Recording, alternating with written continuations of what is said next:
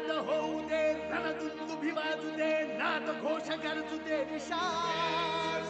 दुष्ट शक्ती जाळण्या, मार्ग स्पष्ट दावण्यात, पेटू दे शिवसेनेची मशाल. छत्रपती शिवाजी महाराजांच्या पुतळ्यास उद्धवसाहेब ठाकरे पुष्पहार अर्पण करत आहेत. तुझा धर्म जाणून घे, हेच मर्म जीवन करत्यास तू बहाल.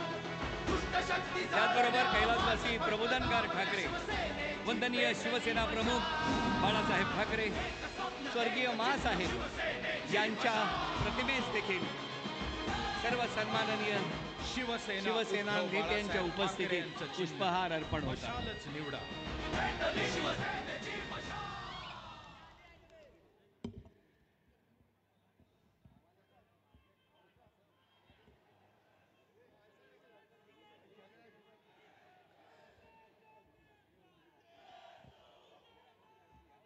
हिंदू हृदय सम्राट शिवसेना प्रमुख बाळासाहेब ठाकरे. जमलेल्या माझ्या तमाम हिंदू बांधवांनो, भगिनींनो आणि मातांनो,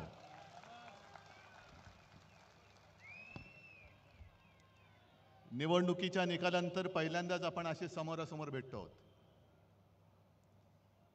आजपर्यंत 23 जानेवारी हा शिवसेना प्रमुखांचा, हिंदू हृदय सम्राटांचा जन्मदिवस आपण षण्मुखानंद हॉलमध्ये करत होतो. पण 2 महिन्यापूर्वी जो काही निवडणुकांचा निकाल लागला, मला तर काय पटलेलं नाही. तुम्हाला पटलाय का? आणि मध्ये अब्दाल येऊन गेले. कोण? अमित शहा. आणि त्यांनी सांगितलं की महाराष्ट्रातला हा विजय उद्धव ठाकरेंना त्यांची जागा दाखवणार आहे. ठीक आहे अमित शहाजी, जखमी वाघ काय असतो आणि त्याचा पंजा काय करतो ते तुम्हाला येत्या भविष्यात दिसेल. मराठी माणसाच्या नादी लागू नका. जिथे औरंगजेबाला झुकवलं तिकडे अमित शहा काय कुछ 30 झाड की पत्ती आहे. पण मी मुद्दामून आज ही जाहीर सभा घेतली कारण एकदा कळू तरी द्या माझ्यासोबत आहेत तरी कोण, किती लोक राहिलेत. पहिलं मी तुम्हाला विचारतोय, तुमचा सगळ्यांचा माझ्यावरती विश्वास आहे की नाही? कारण अमित शहा, तुम्ही माझी जागा ठरवू शकत नाही. माझी जागा ठरवणारी ही माझी अस्सल शिवसेना प्रमुखांनी दिलेली वडिलोपार्जित संपत्ती आहे. आणि जे शिवसेना प्रमुख बोलायचे की जोपर्यंत तुम्ही शिवसैनिक आहात तोपर्यंत मी शिवसेना प्रमुख आहे, तेच मी सांगतोय की जोपर्यंत तुम्ही शिवसैनिक आहात तोपर्यंत मी तुमचा पक्ष प्रमुख आहे. गद्दारांनी वार केले तर उद्धव ठाकरे संपणार नाही. गद्दारांना गाडूनच मी संपेन. पण ज्या दिवशी माझा एक जरी निष्ठावंत शिवसैनिक बोलला, उद्धव तू बाळासाहेबांचे विचार सोडलेस, बाजूला हो, त्या क्षणी जसं मी मुख्यमंत्री पद सोडलं तसं मी माझं पक्षप्रमुख पद सोडल्याशिवाय राहणार नाही. आणि मला खात्री आहे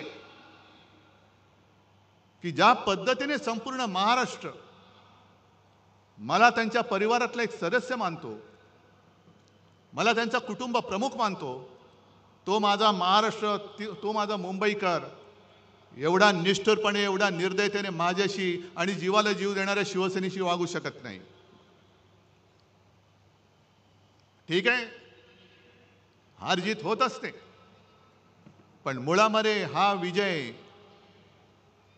जसा पराभव आम्हाला धक्का देणारा होता तसा विजय सुद्धा भाजपच्या अनेक लोकांना अजून पचत नाही की आपण जिंकलो कसे. काहीतरी गडबड घोटाळा नक्की आहे, ईव्हीएमचा तर नक्कीच आहे. पण एक साधा प्रश्न आहे की ज्या अमित शहानी संपूर्ण सरकारी यंत्रणा वापरून 2.5 वर्ष आपल्या महाराष्ट्रावरती घटनाबाह्य सरकार लादलं, ते असा तसा महाराष्ट्र आपल्या हातातून सुटू देतील?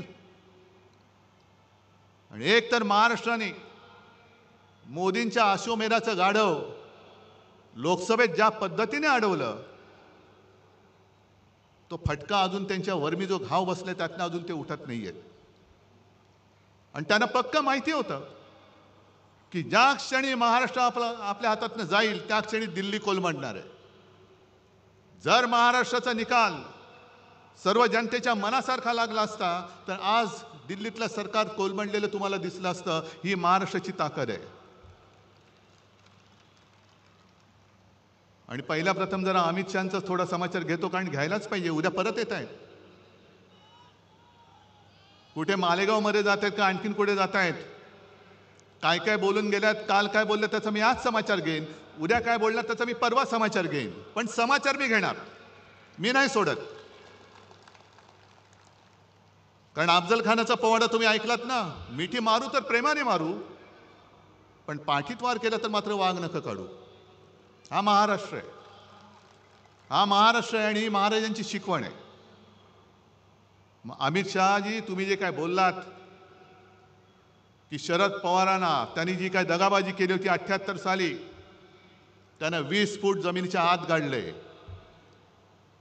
आता 78 साली माझं वय काय होतं, अमित शहाचं वय काय होतं, पण त्यांना ही कल्पना नसेल की 78 साली शरद पवारांनी जो काही पुलोदचा प्रयोग केला होता आणि ती जी काय दगाबाजी केली होती, त्या दगाबाजीमध्ये जनता पक्ष म्हणून भारतीय जनता पक्ष सुद्धा सामील होता. आणि त्यांच्या हसू अडवाणी नावाचा इसम माणूस जे आपले चेंबूरमधून निवडून यायचे ते त्या पुलोदच्या दगाबाजी केलेल्या सरकारमध्ये मंत्री होते. म्हणजे दगाबाजीचं राजकारण तुम्ही सुरू केले, खतपाणी तुम्ही घालताय. अगदी सुरुवात करायची झाली तर कुठून करता येईल, मला एवढ्या मागे जायची आवश्यकता नाही. श्यामाप्रसाद मुखर्जींपासून सगळं काढता येईल. जनता पक्ष सुद्धा जो इंदिरा गांधींच्या हुकुमशाहीच्या विरोधात, आणीबाणीच्या विरोधात निवडून आला होता, जनतेने निवडून दिला होता, तो जनता पक्ष सुद्धा फोडण्यामध्ये तेव्हाचा जनसंघ हा आघाडीवरती होता. ही दगाबाजीची बीज ही अमित शहाजी तुमच्यामध्ये आहेत, तुमच्यामध्ये, आमच्यामध्ये नाही. दगाबाजी महाराष्ट्र कधी करू शकत नाही.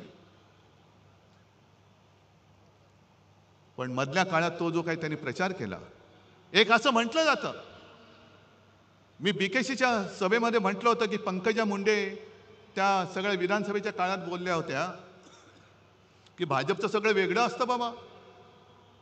बाहेरच्या राज्यातून 90,000 लोक आणलेत, तेव्हा गुजरातमधनं आणलेत. मग काही जण असं म्हणतात की ते RSSचे कार्यकर्ते होते. म्हटलं ठीक आहे असतील, पण आता ते 90,000 कुठे गेले? समजा जो शिवसैनिक आपत्ती काळामध्ये मुंबईकराच्या जीवाला जीव देतो, धावून जातो, जीव वाचवतो, ते 90,000 जे काय RSSचे असतील तर कार्यकर्ते आता धावून येतील? मग मुलाला शाळेत ॲडमिशन पाहिजे, कुठे काहीतरी दंगली झाल्यात, रुग्णाला हॉस्पिटलमध्ये ॲडमिट करायचंय, रक्त पाहिजे, RSS वाले देतील? 90,000 लोक जी काय बाहेरून सगळी उपरी आणली होती, त्याच्यापैकी एक तरी माणूस रक्तदान करेल की गोमूत्रदान करेल हे तुम्ही विचारा. कारण ते करू शकतात.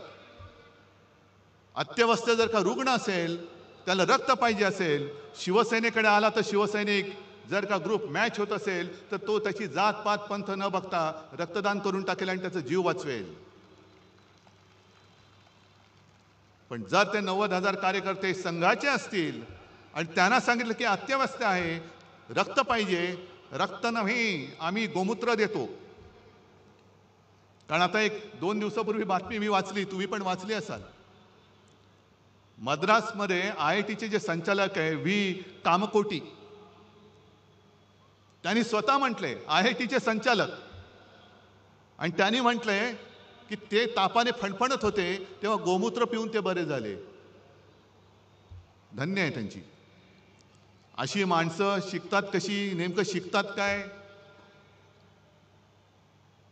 तर जे मी तुम्हाला सांगत होतो की आपण जे काय करतो, एवढा मुंबईकर कधी निष्ठुर होऊ शकत नाही. महाराष्ट्रातला अस्सल मराठमोळा मावळा जो आहे तो कधी शिवसेनेशी गद्दारी करू शकत नाही. आज मला कल्पना आहे की जसे आज तुम्ही सगळे निष्ठावंत जमलायत, एक वेगळी अडचणीची जागा आहे, कारण दरवेळेला आपण शहरामध्ये घेतो. आज ठरवलं आपण उपनगरात घेऊ. येण्या जेवणाची गैरसोय, त्याच्याबद्दल दिलगिरी व्यक्त करतो. कारण मी येताना सुद्धा खूप लोक चालत येत होते. किती वाजल्यापासून तुम्ही बसलायत, पण ही सगळी अडचणीची जागा असून सुद्धा सगळे निष्ठावून ते इकडे आलेत. तुम्हाला खरंच मनापासून धन्यवाद देतोय. कारण मी लढतोच आहे तुमच्या ताकदीसाठी, तुमच्या ताकदीमुळे, तुमच्या ताकदीच्या भरोश्यावर मी लढतोय. वांद्र्याला तिकडे गद्दारांचा मेळावा सुरू आहे. आपली ही सभा झाल्यानंतर ते राजकारणातले बाडगे आणि गद्दार चिरकणार तर आहेत, कारण त्यांचं कामच ते. एकतर काही स्वतःचे विचार नाही, आदर्श नाही. फक्त मला त्या गद्दाराने एक सांगायचं की अरे तुम्हाला कळते का तुम्ही काय करताय? तुमच्या हातात चाकू देऊन या महाराष्ट्राच्या मातेचा तुमच्याकडनं वध करतायत, महाराष्ट्राच्या अस्मितेचा वध करतायत. कळते तुम्हाला? पैसे घेऊन जाताय, जा. आज कदाचित तुम्ही जिंकला असं तुम्हाला वाटत असेल, पण दोघांमधला फरक, आज आम्ही हरलो तरी सुद्धा जनता ज्या पद्धतीने माझं स्वागत करते कुठेही गेलं तरी, आणि सांगते हळहळतात की उद्धवजी असं नाही व्हायला पाहिजे, आम्ही शिवसेनेला मत दिलेलं आहे. गद्दार जिंकले असतील, कारण त्याने जिंकवणारे अमित शहा तिकडे बसलेत. संपूर्ण बेकायदेशीररित्याने सरकारी यंत्रणा वापरल्या, निवडणूक आयोग वापरला. जोपर्यंत अमित शहा तिथे आहेत तोपर्यंतच तुमचं तिथे बसणं आहे. एकदा का महापालिका निवडणुका होऊ द्या, मग यांची काय विल्हेवाट लागते ते बघा. आणि आत्ताही दिसायला लागले. म्हणजे ज्या पद्धतीने जी वागणूक 2.5 वर्ष यांना मिळत होती मुख्यमंत्री म्हणून, आता बसायचं तर बसा, नाही तर गावी निघून जा. मग ते लहान मुलांचं गाणं मला आठवतंय, रुसूबाई रुसू गावात बसू, नाही काय कोपऱ्यात बसू. तसं यांचं झालंय. पाहिजे ते मंत्रीपद देत नाही, रुसले गेले गावी. डावसला नेलं नाही, गेले गावी. खुर्ची बाजूला ठेवली नाही, गेले गावी. म्हणजे रुसूबाई रुसू, गावात जाऊन बसू. पण आता डोळ्यातले आसू दिसायला लागलेत तुमच्या. आणि आम्हाला हिंदुत्व शिकवत आहेत. मी जे तुम्हाला सांगत होतो की ज्या पद्धतीने, एक गोष्ट नक्की आहे की लोकसभा निवडणुकीनंतर आपण नाही म्हटलं तरी एक थोडंसं भ्रमात राहिलो, हे सत्य मानलं पाहिजे आपण. आपल्याला असं वाटलं की अरे यांचं गाढव आता अडवलंय, आता विधानसभा जिंकलीच, आणि थोडं नाही म्हटलं तरी आपण गाफील राहिलो.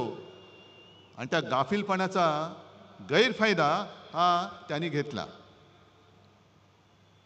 पण त्या काळामध्ये त्यांनी जो काही एक अपप्रचार केला, म्हणजे मी नेहमी जे बोलतो, लोकसभा आणि महाराष्ट्राच्या विधानसभेच्या वेळेला मी जमलेल्या माझ्या तमाम हिंदू बांधवांनो, भगिनींनो आणि मातांनो हे बोलायच्या ऐवजी मी जमलेल्या माझ्या तमाम देशभक्त बांधवांनो, भगिनींनो आणि मातांनो आणि महाराष्ट्रप्रेमी बांधवांनो, भगिनींनो आणि मातांनो बोलत होतो.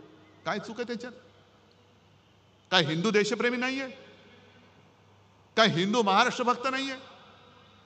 आम्ही मराठी आहोत, पण आम्ही सुद्धा हिंदूच आहोत. पण ह्यांनी जो काय घरोघरामध्ये जाऊन प्रचार केला की उद्धव ठाकरेंनी हिंदुत्व सोडलं, काय मी सोडलं? तुम्हाला जर का वाटत असेल सांगा मला की होय तुम्ही हिंदुत्व सोडलं, सांगा तुम्ही मला. उलटा अनिल देसाईंना विचारा, अनिल देसाईंच्या सभेमध्ये ती चिता कॅम्पमध्ये सभा घेतली होती, अशीच गर्दी उसळली होती, चौफेर गर्दी होती. 90% जास्त लोक तिकडे मुसलमान होते. आणि साहजिकच मी हिंदीमध्ये भाषण केलं, आणि त्या भाषणात मी त्या तमाम मुसलमानांना विचारलं की क्या आपको लगता है मैंने हिंदुत्व छोड़ा है?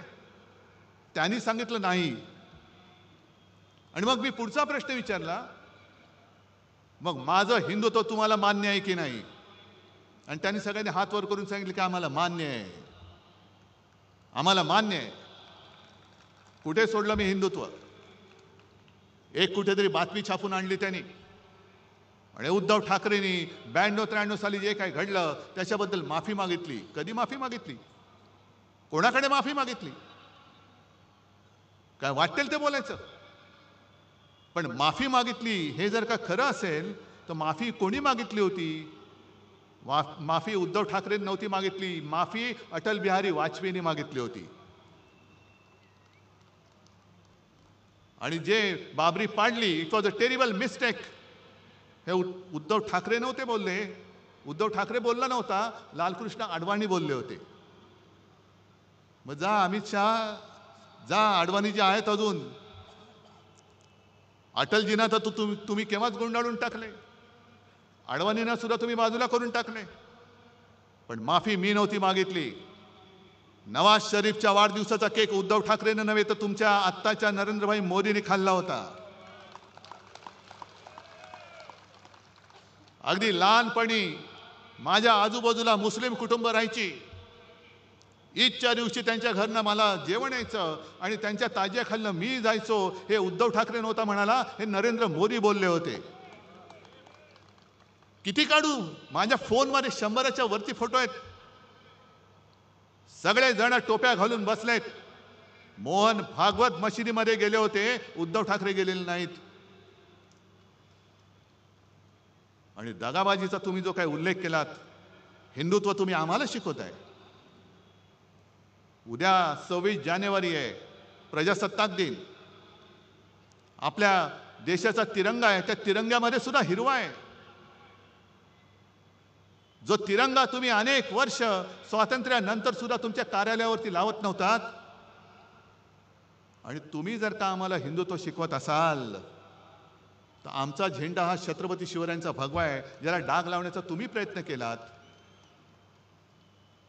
आम्ही तर देशप्रेमी मुसलमानांना आमचे मानतोच म्हणून तर ते आमच्या सोबत आलेत. पण देशप्रेमी मुसलमानांनी तुमच्या विरोधात आमचं हिंदुत्व मान्य करून आम्हाला मतदान केलं म्हणून तुमच्या पोटात एवढा जर का पोटशूळ असेल आणि तुम्हाला जर का इस्लामचा आणि सर्व देशप्रेमी मुसलमानांचा सुद्धा द्वेष असेल तर अमित शहाना मी जाहीर आव्हान देतोय, तुम्ही तुमच्या भाजपच्या झेंड्यामधला हिरवा काढून दाखवा. दाखवा, तो काढा, पहिला हिरवा काढा आणि मग आम्हाला हिंदुत्व शिकवा. आम्हाला हिंदुत्व शिकवायचं. अरे पहिली पोट निवडणूक जी काय पार्लेची लढली होती 1987 साली, ही पहिली पोट निवडणूक जी मी मानतो की देशातल्या सर्व देशातल्या निवडणुकीच्या इतिहासात हिंदुत्वावरती लढलेले नव्हे तर हिंदुत्वावरती जिंकलेली निवडणूक होती. आणि तेव्हा शिवसेना प्रमुखांनी दाखवून दिलं की हिंदू सुद्धा मतदान करून निवडणूक जिंकून देऊ शकतात. मग काढा इतिहास. शिवसेनेसोबत कोण होतं आणि शिवसेनेच्या विरोधात कोण होतं? किती साली? 1987 साली. त्यावेळेला शिवसेना आणि काँग्रेस, शिवसेनेचे डॉक्टर रमेश प्रभू आणि काँग्रेसकडनं प्रभाकर कुंटे, हिंदुत्वाचा प्रचार तुफान झाला. हे आता तुम्ही दाखवलं ना, दादा कोंडके वगैरे, तेव्हा तर फार जोमात होते. गुजरातमध्ये शंभू महाराज येत होते. आणि त्याही वेळेच्या भाषणामध्ये शिवसेना प्रमुखांची स्पष्ट भाषणं आहेत. आम्हाला देशप्रेमी मुसलमानांचं वावडं नाही. जे देशद्रोही आहेत, पाक धार्जिणे आहेत, त्यांचा आमचा तो कोणी असेल, तो हिंदू जरी असला आणि पाक धार्जिणा असला जसा कुरुलकर सारखा, तरी तो आमचा नाही. एवढं स्वच्छ आणि स्पष्ट आहे. पण तेव्हा जर का इतिहास तुम्ही काढला, अमित शहाना मुद्दामून सांगतोय की तेव्हा फक्त दुहेरी लढत नव्हती झाली. शिवसेनेचे रमेश प्रभू विजयी झाले, प्रभाकर कुंटे पडले, पण शिवसेनेच्या हिंदुत्वाला अपशकुन करायला भाजप आणि जनता पक्षाच्या प्राणलाल वोरांना सपोर्ट दिला होता. का तेव्हा तुम्ही हिंदू म्हणून आमच्या सोबत आला नाहीत? कुठे गेलं होतं तुमचं हिंदुत्व? आणि मग ती निवडणूक जिंकल्यानंतर तुमचे प्रमोद महाजन वगैरे सगळे आले. मातोश्रीचे उंबरठे जिजवायला लागलात तुम्ही, कारण तुम्हाला शिवसेनेचा दुरुपयोग करून घ्यायचा होता. हे भाजप काय, RSS काय, हे सगळे असेच आहेत. करणार काही नाही, काड्या लावायच्या, आगी पेटवायच्या, दंगल उसळली की पळून जायचं. बाबरी बाबरी बाबरी म्हणून सगळं माहोल पेटवलं आणि प्रत्यक्ष बाबरी पाडल्यानंतर आम्ही नाही त्यातले. ही अशी तुमची नामर्दाची अवलाद आणि तुमच्याकडनं आम्ही हिंदुत्व आणि राष्ट्रत्व शिकू.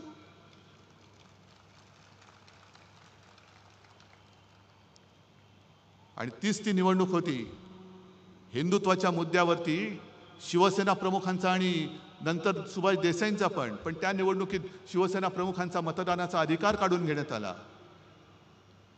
तीच ती निवडणूक होती ज्याच्यामुळे शिवसेना प्रमुखांना आयुष्यात कधी निवडणूक लढणारच नव्हते, पण त्यांना निवडणूक लढवण्यापासून 6 वर्ष लांब ठेवण्यात आलं. आणि तो निर्णय अंमलात आणला तेव्हा काँग्रेसचं सरकार नव्हतं, अटल बिहारी वाजपेयींचं सरकार होतं. आणि आज तुम्ही आम्हाला बाळासाहेबांचं प्रेम शिकवत आहे. हे खरं आहे की 2000 साली छगन भुजबळ इथले गृहमंत्री असताना त्यांनी शिवसेना प्रमुखांच्या अटकेचा प्रयत्न केला होता. नंतर सगळं मिटलं, ते स्वतः घरी आले, सगळं झालं. पण ते जेव्हा अटक करायला निघाले होते तेव्हा अडवाणी, जर मी विसरलो नसेन तर देशाचे उपपंतप्रधान होते, गृहमंत्री होते. आणि शिवसेना प्रमुखांना जर अटक केली तर राज्यामध्ये आगडोंब उसळेल, तो उसळू नये म्हणून त्यांनी सीमा सुरक्षा दल किंवा केंद्रीय राखीव दल जे आहे ते शिवसेना प्रमुखांनी त्यांना अटक झाली तर दंगल उसळली तर बंदोबस्त करायला भाजप सरकारने महाराष्ट्रात पाठवलं होतं. हे तुमचं बाळासाहेबांचं प्रेम. ताडायची झाली तर तुमची साल्टी खूप ताडता येतील. एवढी साल्टी निघतील की तुम्ही गावात फिरायच्या लायकीचे राहणार नाहीत. त्याच्यामुळे तुम्ही आमच्या अंगावर येण्याचा प्रयत्न करू नका. आज 23 जानेवारी आहे, काल 22 जानेवारी होता. बरोबर 1 वर्षापूर्वी अयोध्येच्या मंदिराचं लोकार्पण करण्यात आलं. अरविंद, मला वाटतं तुम्ही काल परवा जाऊन आलात, अजूनही त्या मंदिराचं बांधकामच पूर्ण झालेलं नाहीये. आणि काय उन्माद चढलाय, जय श्रीराम जय श्रीराम जय श्रीराम. अहो, तेव्हा जर का शिवसैनिक उतरले नसते तर तुम्ही नसतातच, ते सोडा. पण जय श्रीराम जसं आम्ही बोलतो, आम्ही हिंदूच आहोत, पण आम्ही जसं जय श्रीराम बोलतो तसं तुम्हाला सुद्धा जय शिवराय बोलावंच लागेल. महाराष्ट्रामध्ये तुम्हाला जय शिवाजी जय भवानी बोलावंच लागेल. तुम्ही म्हणाल हे काय जय श्रीराम पुरे नाही. जसं जय हिंद नंतर जय महाराष्ट्र बोलतो तसं जय श्रीराम नंतर जय शिवराय बोललाच पाहिजे. कारण प्रभू श्रीराम कधी होऊन गेले, त्यांच्या जन्मभूमीवरनं वाद झाला, पुन्हा मंदिर बांधलं, त्यांनी राक्षस मारले होते, रामराज्य आणलं होतं. पण आमचं दैवत छत्रपती शिवाजी महाराज जर का जन्माला आले नसते तर मोदी काय, अमित शाह काय, कोणीच जय श्रीराम बोलू शकलं नसतं. म्हणून पहिलं त्यांचा जय जयकार करा आणि मग जय श्रीराम बोला. महाराष्ट्रामध्ये तरी मी जय शिवराय आणि जय श्रीरामच बोलणार. कारण आम्ही भाजपसारखे कृतज्ञ नाही होत. जन्मदात्या बापाला आम्ही विसरू शकत नाही. शिवाजी महाराजांनी मग अशा त्या फिल्ममध्ये सुद्धा बघितलं ना, हिंदवी स्वराज्य स्थापन नसतं केलं आणि औरंगजेबाला मोकाट सोडला असता. अगदी शिवरायांच्या नंतर सुद्धा संभाजीराजांच्या त्या निर्घुण, ज्याचं वर्णन सुद्धा करायला जीवावर येतं, हत्येनंतर 26 वर्ष ताराराणींनी म्हणजे महाराष्ट्राने औरंगजेबाला झुंजवत ठेवला नसता तर गुजरात पहिलं पटकन औरंगजेबाच्या चरणी लीन होऊन गेलं असतं. सगळं संपूर्ण हिंदुस्थान हिरवा झाला असता. त्याच्यामुळे जय शिवराय हे बोललंच पाहिजे. जर कोणी तुम्हाला जय श्रीराम बोललं त्याला सांगायचं जय श्रीराम जय शिवराय, जय शिवाजी जय भवानी. कारण हा महाराष्ट्र आहे. दरवेळेला आम्ही इतिहासाचे दाखले देतो. अगदी हिमालयाच्या मदतीला सह्याद्री धावतो म्हणजे कोण धावतं? हिमालयाच्या मदतीला सह्याद्री धावतो म्हणजे कोण धावतं? सह्याद्री म्हणजे तुम्ही आहात.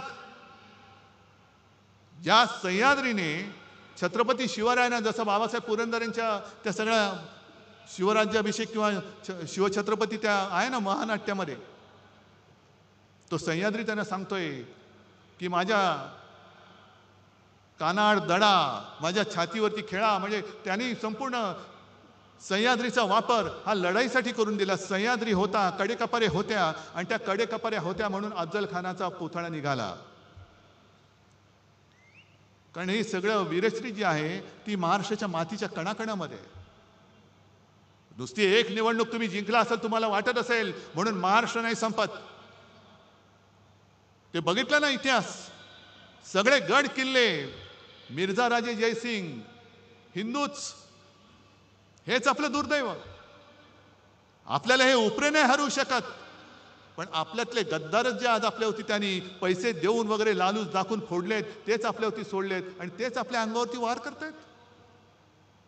मिर्झा राजा जयसिंग सुद्धा हिंदूच होता, पण मी म्हणेन गद्दार होता. आणि त्या गद्दारीला शेवटी काय करणार, एवढं प्रचंड सैन्य घेऊन आला. छत्रपती शिवाजी महाराजांना सुद्धा आग्र्याला जावं लागलं. सगळ्यांना वाटलं असेल अगदी तेव्हा जर का गोदी मीडिया असता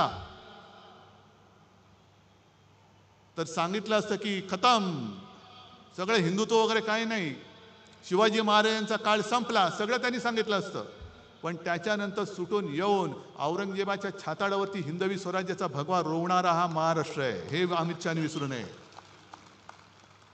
आणि जर त्यांच्यामध्ये थोडी तरी लाज लज्जा शरम असेल तर ईव्हीएम बाजूला करा आणि बॅलेट पेपरवरती एक तरी निवडणूक घेऊन दाखवा, एक तरी, आणि जिंकून दाखवा. पण शेवटी हिमालयाच्या मदतीला सह्याद्री धावतो म्हणजे हाच आमचा महाराष्ट्र धर्म आहे, हाच महाराष्ट्र धर्म आहे. रामदास स्वामींनी जे सांगितलं, मराठा ते तुका मेळवावा, महाराष्ट्र धर्म वाढवावा, हा महाराष्ट्र धर्म जो देशाचं आणि हिंदुत्वाचं रक्षण करतो. आम्ही हिंदू आहोत, पण महाराष्ट्र आणि मराठीच्या मुळावरती येणार आमचं हिंदुत्व नाही आहे, जे तुमचं आहे. आणि तुम्ही जर का हिंदुत्वाच्या बुरख्या आडून माझ्या महाराष्ट्राची गद्दारी किंवा महाराष्ट्राची अस्मिता खतम करण्याचा प्रयत्न केला तर आम्ही तुमच्या समोर कडवट हिंदू म्हणून आणि महाराष्ट्र अभिमानी म्हणून तुमच्या समोर उभे राहिल्याशिवाय राहणार नाही. हिंदुत्व जोपासणारा आमचा महाराष्ट्र धर्म आहे आणि महाराष्ट्रावरती प्रेम करणारं आमचं हिंदुत्व आहे. तुमचं काय नेमकं ते तरी सांगा. अगदी मोदींच्या मुलाखती आहेत, जो हिंदू इस्लाम का द्वेष करता है वो हिंदू नहीं हो सकता है, हे मोदी बोलतायत. मोहन भागवतांचे व्हिडिओ माझ्याकडे आहेत, मशिदीत जाऊन बसलेत. मोदीजी मध्ये आले होते, पोळ्या लाटून गेले. मग हे जर का तुमचं असं असेल तर एक काहीतरी ठरवा, जसं आम्ही सांगतोय. मागे मी एक उदाहरण दिलं होतं, काश्मीरमधला तो जो एक गनमॅन होता औरंगजेब, ज्याला आपल्या सेनेनी म्हणजे देशाच्या सेनेनी शौर्य पदक दिलं. का दिलं तर अतिरेक्यांशी लढला. त्याच्यानंतर तो सुट्टी घेऊन घरी चालला होता. घरी जाताना त्याचं अपहरण केलं गेलं आणि त्याला मारला, अतिरेक्यांनी मारला. आणि मी तेव्हा असं म्हटलं होतं की तो नावाने औरंगजेब होता, तो औरंगजेब वेगळा आणि हा औरंगजेब वेगळा. देशासाठी जो शहीद झाला तो औरंगजेब असला तरी आमचा भाऊ आहे, हे मी बोललो तर काय चुकलं होतं माझं. आणि त्याचे दोन्ही भाऊ सुद्धा सैन्यामध्ये सामील झालेत. असे अनेक मुसलमान आहेत, अनेक ख्रिश्चन्स आहेत, बौद्ध बांधव आहेत, शीख आहेत, ज्यांना हे ढोंगी हिंदुत्व मान्य नाहीये. ज्याला मी बुरसटलेलं गोमूत्रधारी हिंदुत्व म्हणतो ते भाजपचं आहे. आमचं हिंदुत्व हे स्वच्छ आहे, आमचं हिंदुत्व हे सुधारणावादी आहे, आमचं हिंदुत्व हे राष्ट्रीयत्व आहे. मग अमित शहाना सांगायचे तुमच्या एकदा हिंदुत्वाची व्याख्या काय आहे हे सगळ्यांना एकदा नीट सांगा. आणि शिवसेना प्रमुख 2012 साली आपल्यातनं गेले असं त्यांना वाटतंय. आणि तुम्ही सगळेजण त्यावेळेचे सगळे सैनिक आहात. 2014 साली उद्धव ठाकरेंनी युती तोडली नव्हती, भारतीय जनता पक्षाने शिवसेनेची युती तोडली होती. काय मी सोडलं होतं तेव्हा. शेवटचे 2 दिवस राहिले होते. अचानक बेसावध आहे असं समजून एकनाथ खडसेंनी फोन केला मला आणि सांगितलं की उद्धवजी आता आपली युती राहत नाही, वरनं आदेश आलाय. म्हटलं कोणाचा? नाही उपरवाला, तो दिसतच नाही, की आता युती राहणं कठीण आहे. मग तेव्हा आम्ही कोण होतो? तेव्हा मी काय आत्ता जसं हिंदुत्व सोडलेलं नाही. अरे प्रबोधनकारांचा नातू आणि शिवसेना प्रमुख हिंदू हृदय सम्राटांचा पुत्र हा हिंदुत्व सोडू शकेल? पण जसं मी हिंदू अभिमानी आहे तसाच मी माझ्या मातृभाषेचा, महाराष्ट्राचा आणि मराठीचा सुद्धा अभिमान आहे, कडवट अभिमानी आहे. प्रेमाने वागाल तर तुम्हाला उचलून देऊ, पण कपटाने वागाल तर उचलून आपटू आम्ही. आणि आम्ही म्हणजे काय RSS किंवा भाजपवाले नाही आहोत की मरायला तुम्ही आणि सगळं झालं का मिरवायला आम्ही. अशी शिवसेनेची शिकवण नाही आहे. आणि म्हणून आजचा हा जो काही दिवस आहे हा फार महत्त्वाचा आहे. गेले 2 महिने झाले, एक तर बहुमताचं सरकार आलं कसं या धक्क्यातून हे बाहेर येत नव्हते.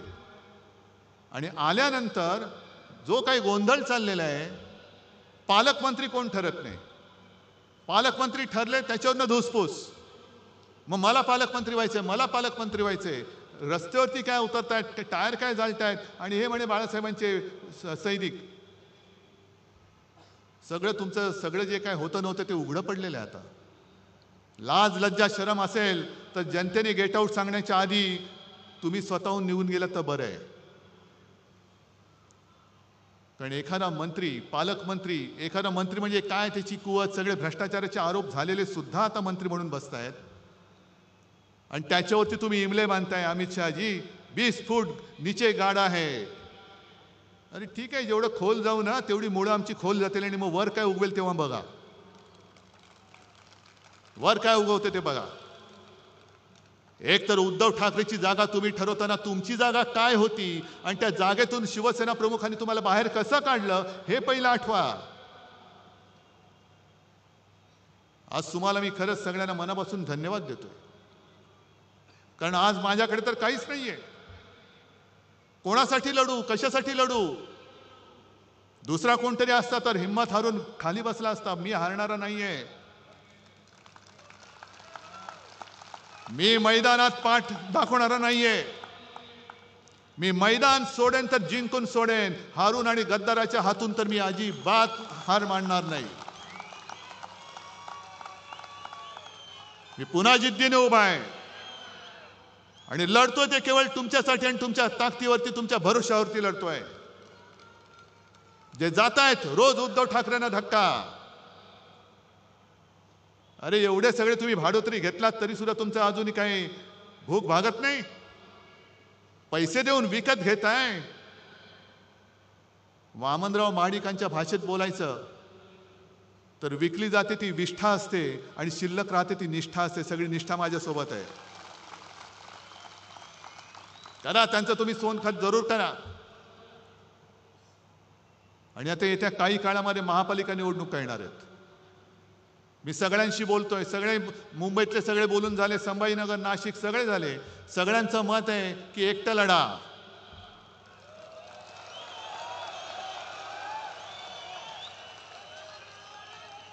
ताकद आहे. अमित शहाना जागा दाखवणार आहात. ठीक आहे, अजून निवडणूक जाहीर झालेली नाही, पण मला तुमची जिद्द बघू द्या, तुमची तयारी बघू द्या. ज्या भ्रमात आपण राहिलो तो पहिला त्या भ्रमातनं बाहेर या. आणि ज्या क्षणी माझी खात्री पटेल आपली तयारी झाली, मी कार्यकर्त्यांच्या मनाप्रमाणे निर्णय घेतल्याशिवाय राहणार नाही. पण या वेळेला मला सूड उगवून पाहिजे. सूड, सूड आणि सूड. होय, सूड. जो महाराष्ट्राच्या पाठीत वार करतो, जो मराठी आईच्या कुशीवरती वार करतो, तो गद्दार आणि त्या गद्दाराचा वरद हस्त मला महाराष्ट्रामध्ये दिसता कामा नये. आणि जर तुम्ही सगळे शपथ घेऊन सांगत असाल तर जेव्हा वेळ येईल तेव्हा मी एकटा लढण्याचा निर्णय नक्की घेतल्याशिवाय राहणार नाही. आज परत एकदा सगळ्यांना धन्यवाद देतो आणि अमित शहाना सांगतो की जास्त आमच्या नादी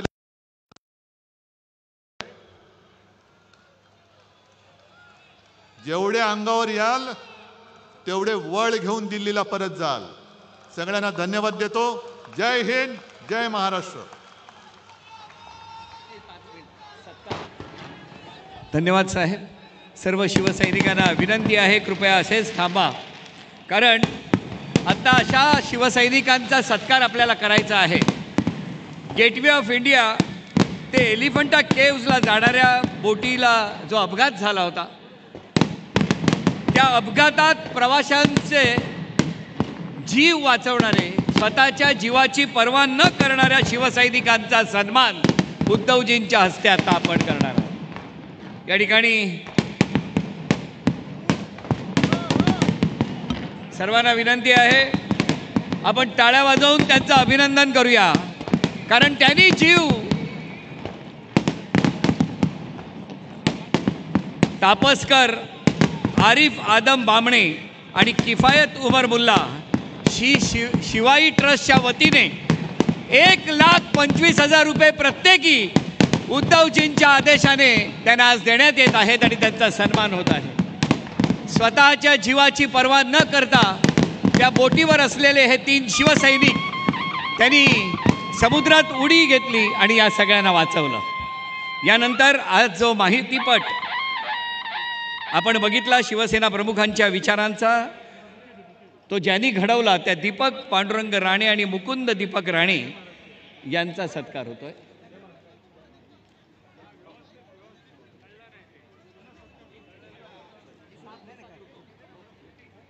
अशा शिवसैनिकांचा सत्कार उद्धवजींच्या शुभहस्ते संपन्न झालेला आहे.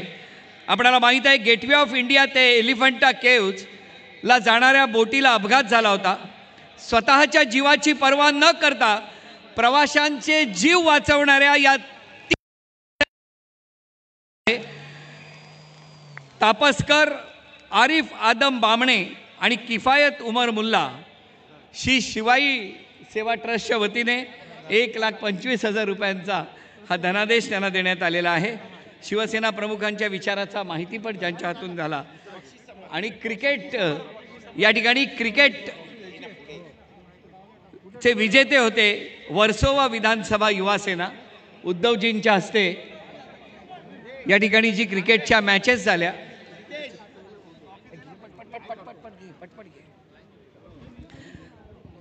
विजेते टीम आहे वर्सोवा विधानसभा युवा सेना. यानंतर उपविजेती टीम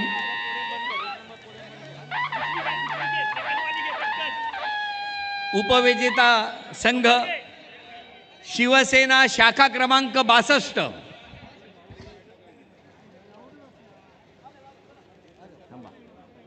उपविजेता संघ शिवसेना शाखा क्रमांक 62.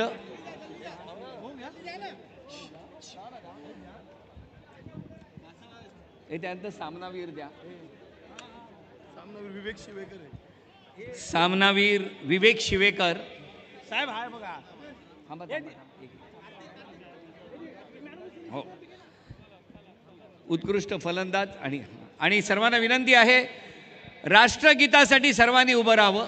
राष्ट्रगीत